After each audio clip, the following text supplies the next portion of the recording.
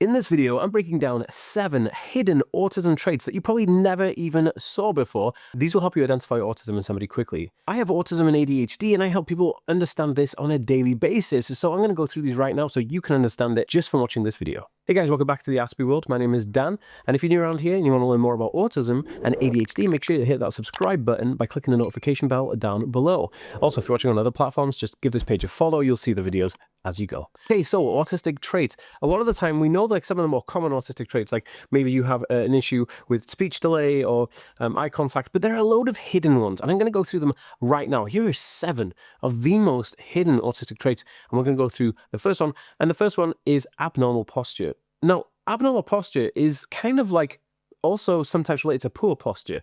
What this means is that autistic individuals will find it difficult to know how to place themselves in space. So they may look like they're just really awkwardly stood somewhere, and they just stick out because, you know, if you can't be relaxed in your own body to just stand somewhere, your posture will be kind of a little bit out of kilt, or what I would say is non-typical posture. Now, if you have non-typical posture, there could be a whole host of reasons for this, but more importantly, autistic individuals find it hard to place themselves within society and within social situations. So it's one thing being at home and being on the couch versus being in a club and being next to somebody in the store. Now, I myself have experienced this. Like when I sit down to watch television at night with my girlfriend, I find it difficult to, how do I sit and watch TV?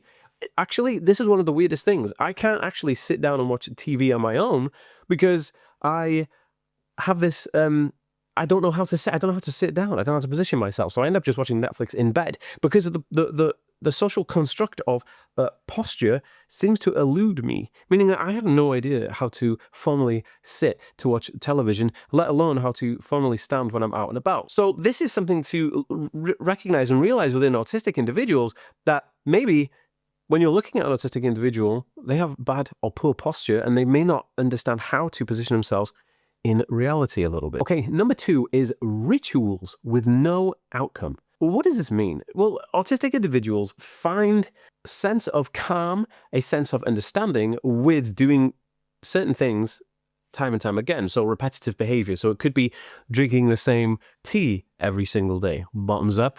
Hey, check out the cup, link down below. It could be standing up, turning around, and sitting back down 3 or 4 times a day. Not because there's going to be an outcome there, because, you know, standing up and turning around and sit back down is not going to give you much of an outcome. But what it does do is it self-soothes the autistic person's need for knowing comfortability and expectability. So when you can expect something to happen, you feel calmer, right? It's a no-brainer. Kind of like how we all worry and we have anxiety over things that we don't know yet that's going to happen, the unforeseen future. That within autistic individuals is 10 times that, because they are deeply entwined with every action that they take. Us as autistic individuals will find it difficult to literally just not have anything that gives us stability over a short period of time. Hence why we have these rituals. So it could be, you know, standing up, sitting back down. Could be going to check, I don't know, the outside or come back in. Maybe it's checking, see if light switches are turned off, if plug switches are turned off. There's all kinds of things. And these little rituals may seem strikingly weird or odd to somebody, but they're actually there for autistic individuals to feel comfortable and relax in that situation. So I just wanted to interrupt this video just to say thanks to today's sponsor. Now, people with autism and ADHD have difficulty sleeping, that we actually struggle so much with getting enough sleep and getting a decent type of sleep. Now, the awesome people at Mudita sent me their alarm clock, and it's amazing. It's designed to promote good, healthy sleep. So you take your phone or your tablet, put it outside of your room, and use this for a more calmer wake up in the morning. And it's like everything is self-sustained within this, and it plugs in via USB-C. This is a fantastic little digital device. They also have an app that you control on your cell phone as well. The easy setup and access for this was fantastic. Straight out of the box, this thing was easy to set up.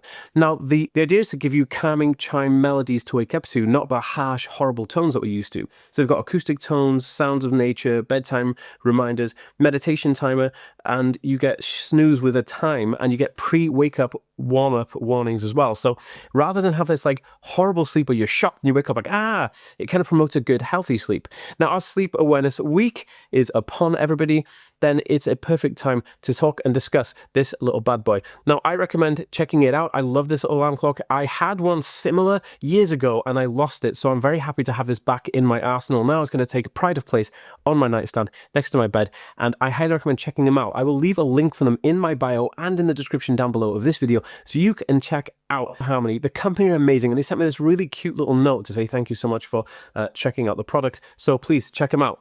All right, on with the video. Okay, so number 3 is intense empathy or compassion towards people or animals. Now, this is super interesting.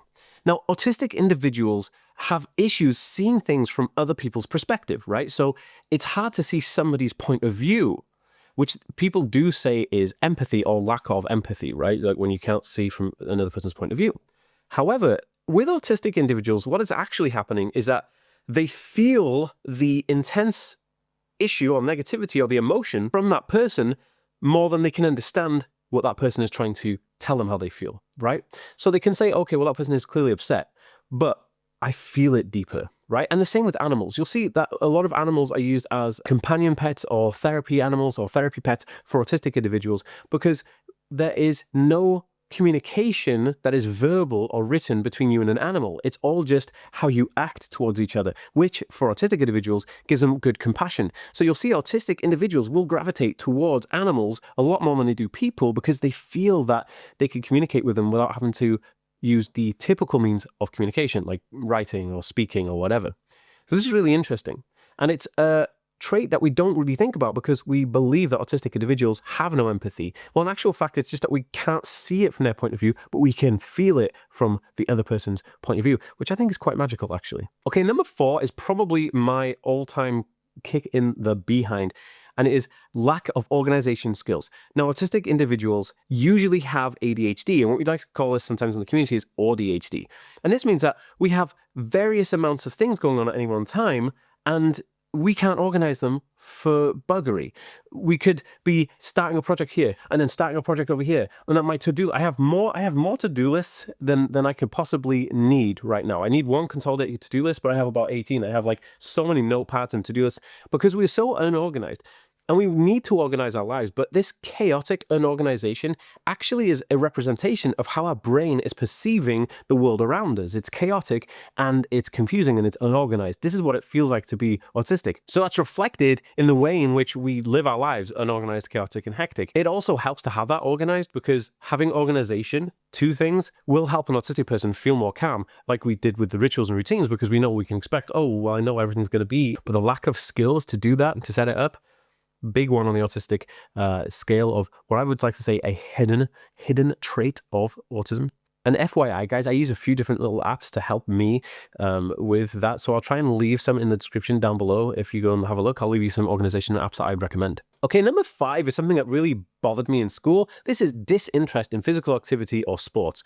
Now, a lot of autistic individuals, they will go one of 2 ways. They'll either say, I'm so into sport that I am in one sport that I am just this. I'm an athlete in this one area and I'm going to absolutely nail it and it's going to be my obsession and I'm going to do it, which is good. We know a lot of autistic athletes and that's exactly how it works. On the other hand, you have autistic individuals who don't like sports and will never engage in physical activity. Why? Because those things become superfluous to an autistic brain because of this one reason. If you think about what sports and physical activity are, they are what's called recreational activities. And recreational means recreating something that's already been done before. But autistic individuals like to be creative, so create something that's never been done before. So in this example, I can almost guarantee that if you find an autistic athlete who's absolutely top of their team and top of their game, they won't be interested in any other sport. Even though they're an athlete and a sports person, they won't be interested in any sport. They don't watch football or soccer. They will literally just be doing that one thing because they are creating a new reality. They are winning in those kind of areas. Whereas the recreational crowd, as neurotypical people, they like to watch recreation because it entertains them, right? And they're not as creative as autistic individuals. I'm not saying that people who are neurotypical are not creative. I'm just saying that neurotypical people don't have the intense creativity as autistic individuals. Okay, so number 6 is trouble with left and right directions. What's really interesting is a lot of autistic individuals have a comorbidity or a co-occurring, which means like a condition alongside autism, where they may be dyslexic or dyspraxic. And what this can do is it can really impact their ability to understand left and right. I, for instance, am terribly dyslexic with things like left and right. I can't understand my left and right. And also my B's and D's and my P's, they all look kind of the same. So I can't really write them out. When I'm doing handwriting to write them out, it's so difficult. Hence why I use a computer for everything in my life. And I have done ever since I was able to. So as soon as like school, I needed to not handwrite, I kind of only handwrite. I only handwrite to keep my fine motor skills up because I have really bad fine motor skills, which is okay, but I just have to get on with it. But autistic individuals, this is a hidden one. They would have difficulty with the left and right instruction. And this actually is a broader term. There'll be instructions where an autistic individual will be told like, hey, I need you to go here, do this, do that, do this, do that. No idea. Completely confused. And it could be as simple as like, hey, Dan, go to the kitchen, go in the fridge, get the little juice box and bring it back in for me. I go into the kitchen, I'm like, oh, I have no idea what I'm doing here. Like, so it's an issue or a trouble with understanding direction that is specifically given to you.